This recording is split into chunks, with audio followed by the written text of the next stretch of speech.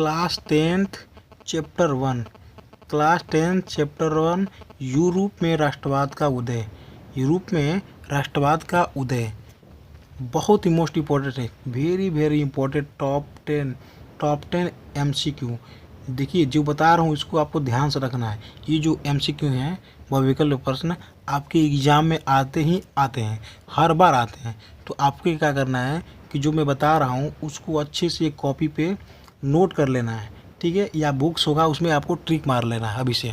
तो जो मैं बता रहा हूँ उसको आपको ध्यान से समझना है, ये वेरी वेरी इंपॉर्टेंट है, जितना कहेंगे उतना कम है आपके लिए, ठीक है। तो इसको आपको ध्यान से देखना है।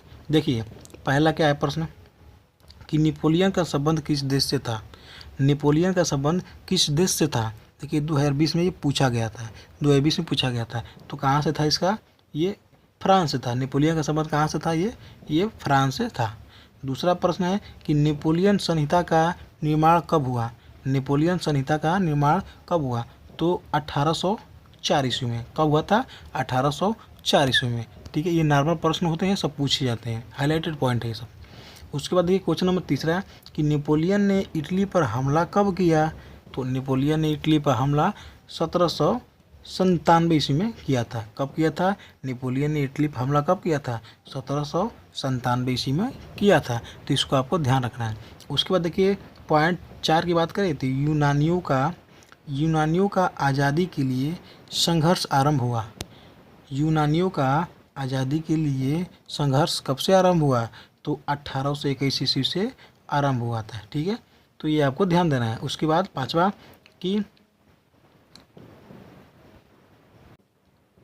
है कि कुस्तुतुनिया क्या है, कुस्तुतुनिया की संधि कब हुई थी। कुस्तुतुनिया की संधि कब हुई थी, तो 1832 ईस्वी में हुई थी। इसको आपको भी ध्यान देना है। उसके बाद 6 नंबर पे आया हम, तो 19वीं सदी के मध्य में 19वीं सदी के मध्य में इटली कितने राज्यों में विभाजित हो गया था, कितने राज्यों में बटा हुआ था।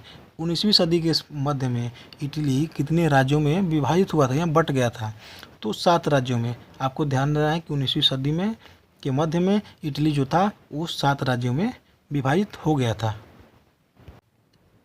उसके बाद हम 7वां प्रश्न देखें तो आयरलैंड को यूनाइटेड किंगडम में कब शामिल किया गया।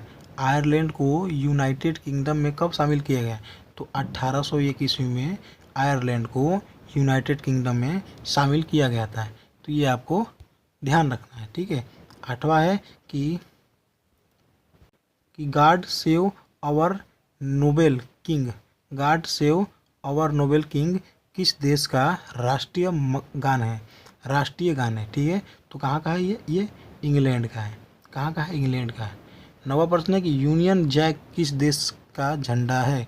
यूनियन जैक किस देश का झंडा है, तो ये इंग्लैंड का ही है। कहाँ का है, इंग्लैंड का ही है। और अगला है कि लौह और रक्त नीति का संबंध, लौह और रक्त नीति का संबंध किससे है, किससे है, तो बिस्मार्क से। किससे है, तो बिस्मार्क से। अब देखिए मैं आपके लिए 2 प्रश्न दे रहा हूँ, 10 प्रश्न मैंने करा दिया टॉप 10 में, ठीक है। और आपके लिए 2 प्रश्न दे रहा हूँ। इस प्रश्न को आपको कमेंट बॉक्स में बताना है। देखते हैं आप कितना पढ़े हैं अब तक, ठीक है। आपका टेस्ट इसी माध्यम से हो जाएगा कि आप कितना पढ़े हैं। तो मैं इसी माध्यम से आपको चेक कर लूँगा कि आप कितने पढ़े हैं। आइए देखते हैं कि दक्षिणी अफ्रीका से गांधी जी भारत कब आए थे।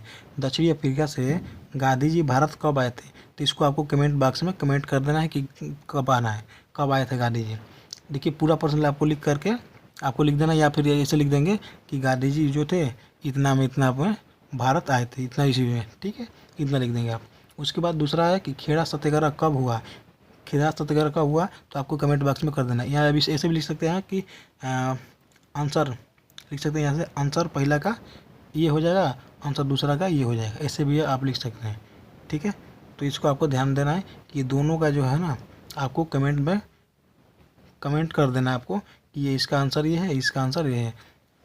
तो आज के लिए इतना ही। यदि चैनल पर नए हैं तो चैनल को सब्सक्राइब कर दीजिएगा। यदि आप क्लास 10th या 12th के स्टूडेंट हैं तो आपको चैनल को सब्सक्राइब करके रखना है, ताकि आगे भी आपको काम आएगा। बोर्ड से रिलेटेड जो भी इंफॉर्मेशन होगी, जो भी आपके मेन टॉपिक होंगे इस चैनल पर पड़ेगा, ठीक है। उसको देख करके आप जाएंगे तो अच्छे नंबर पाएंगे। तो इसलिए आप चैनल को सब्सक्राइब कर लीजिए। तो आज के लिए इतना ही, मिलता है नेक्स्ट वीडियो, तक के लिए जय हिंद, वंदे मातरम।